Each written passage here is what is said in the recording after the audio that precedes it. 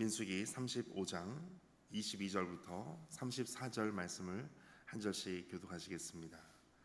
22절 말씀 제가 먼저 읽겠습니다. 아기가 없이 우연히 사람을 밀치거나 기회를 엿봄이 없이 무엇을 던지거나 보지 못하고 사람을 죽일 만한 돌을 던져서 죽였을 때에 이는 알기도 없고 헤아려 한 것도 아닌즉 회중이 친자와 피를 보복하는 자 간에 이 규례대로 판결하여 피를 보복하는 자의 손에서 살인자를 건져내어 그가 피하였던 도피성으로 돌려보낼 것이요 그는 거룩한 기름 부음을 받은 대제사장이 죽기까지 거기 거주할 것이니라. 그러나 살인자가 어느 때에든지 그 피하였던 도피성 지경 밖에 나가면 피를 보복하는 자가 도피성 지경 밖에서 그 살인자를 만나 죽일지라도 피 흘린 죄가 없나니 이는 살인자가 대제사장이 죽기까지 그 도피성에 머물러야 할 것임이라.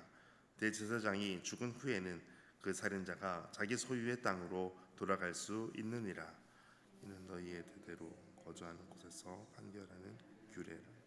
사람을 죽인 모든 자 곧 살인한 자는 증인들의 말을 따라서 죽일 것이나 한 증인의 증거만 따라서 죽지 아니할 것이요 고의로 살인한 자를 자는 자는 생명의 속전을 받지 말고 반드시 죽일 것이며 또 도피성에 피한 자는 대제사장이 죽기 전에는 속전을 받고 그의 땅으로 돌아가 거주하게 하지 말 것이니라. 너희는 너희가 거주하는 땅을 더럽히지 말라. 피는 땅을 더럽히나니 피임을 받은 땅은 그 피를 흘리게 한 자의 피가 아니면 속함을 받을 수 없느니라. 함께 읽겠습니다. 너희는 너희가 거주하는 땅 곧 너희가 거주하는 땅을 더럽히지 말라. 나 여호와는 이스라엘 자손 중에 있음이니라. 아멘. 주님의 말씀입니다. 오늘도 주님의 은혜와 평안이 함께 하시기를 축복합니다. 계속해서 도피성에 관한 말씀을 하고 있습니다. 도피성을 통해서 부지 중에 살인한 자가 어떻게 목숨을 살릴 수 있는지 그 부분을 말씀하고 있습니다. 특별히 오늘은 24절에 보면 이 규례대로 판결하여, 이 규례라고 하는 것은 바로 도피성을 통해서 그곳으로 달아난 자에 대한 생명을 어떻게 살릴 수 있는지 그 방법, 그 규례대로 말씀하는 것입니다. 25절 같이 읽겠습니다. 피를 보복하는 자의 손에서 살인자를 건져내어 그가 피하였던 도피성으로 돌려보낼 것이요 그는 거룩한 기름 부음 받은 대제사장이 죽기까지 거기 거주할 것이니라. 아멘.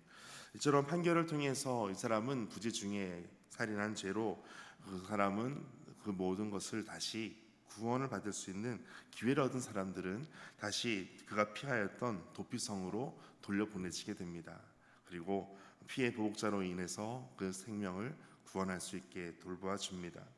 그런데 그 기간이 보니까 25절 마지막에 보면 그 거룩한 기름을 부음받은 대제사장이 죽기까지 그곳에 거주해야 된다라는 것입니다. 도피자의 소망은 무엇이냐면 도피성으로 갈 수 있게 되는 것이 큰 소망이고 다시 그곳에서 다 자기의 땅으로, 소유의 땅으로 돌아갈 수 있는 것은 그 당시에 대제사장이 죽기까지 거기에 머물러 있어야만 됩니다. 그러니까 도피자의 소망은 이 대제사장이 언제 죽나라는 것이 소망이 됩니다. 자신의 소유의 땅으로 돌아갈 수 있으려면 대제사장이 죽기까지 그곳에 있어야 됩니다. 그런데 26절 그러나 살인자가 이 대제사장이 죽기까지가 아니고 그 피하였던 도피성에서 밖으로 나간다면 27절 그 살인자를 만나 죽일지라도 피 흘린 죄가 없다라는 것입니다. 자신의 생명을 보호할 수 있는 것은 도피성 안에 있을 때에만, 특별히 대제사장이 죽기까지 그 안에 있을 때에만 보호가 되는 것입니다. 대제사장의 죽음을 통해서 그 사람은 이제 자유롭게 됩니다.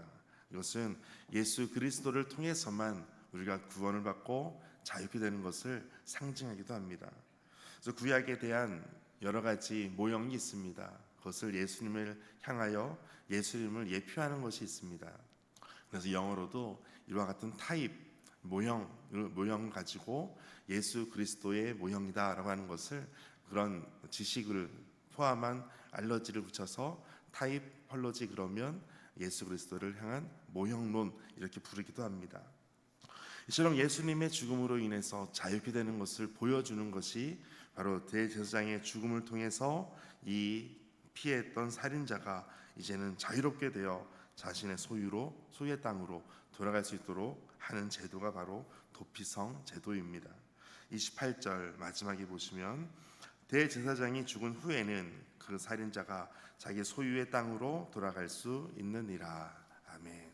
이 대제사장의 죽음을 통해서만 이 살인자는 자신의 땅으로 갈 수가 있습니다.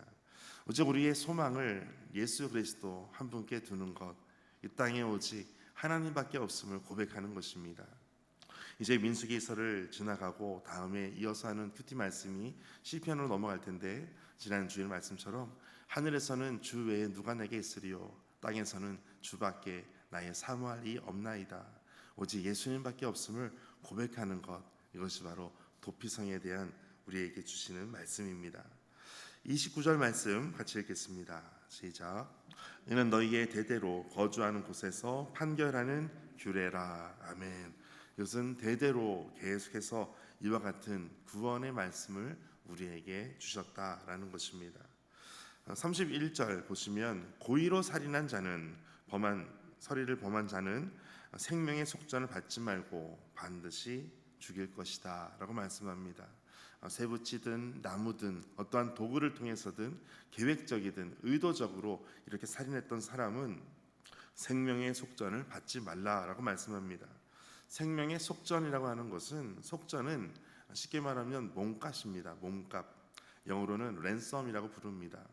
그래서 이 속전, 몸값을 받지 말고 고의로 살인한 자는 반드시 죽음으로 그 대가를 치러야 됨을 말씀하고 있습니다. 33절에서는 너희는 너희가 거주하는 땅을 더럽히지 말라. 이것이 바로 도피성에 대한 제도의 또 다른 면이 바로 고의로 살인한 자는 도피성으로 온다 할지라도 살 수 없다라는 것을 말씀하는 것입니다. 피는 땅을 더럽히나니 피 흘림을 받은 땅은 그 피를 흘리게 한 자의 피가 아니면 속함을 받을 수 없다라고 말씀합니다. 그리고 이제 마지막 34절 같이 읽겠습니다. 시작. 너희는 너희가 거주하는 땅 곧 내가 거주하는 땅을 더럽히지 말라. 나 여호와는 이스라엘 자손 중에 있음이니라. 아멘. 거주하는 땅을 더럽히지 말아야 되는 이유가 바로 마지막에 있습니다. 나 여호와는 이스라엘 자손 중에 있기 때문이다 라는 것입니다. 하나님께서 임재하시는 곳, 하나님께서 함께 하시는 곳, 그것이 바로 거룩한 땅이고 거룩한 곳이 됩니다. 오늘 우리의 모든 소망이 주님께 있고 또 하나님께서 우리와 함께 하심으로 말미암아 더욱더 거룩한 주님의 성도로 오늘도 나아가게 되시기를 주의 이름으로 축복합니다. 함께 기도하겠습니다.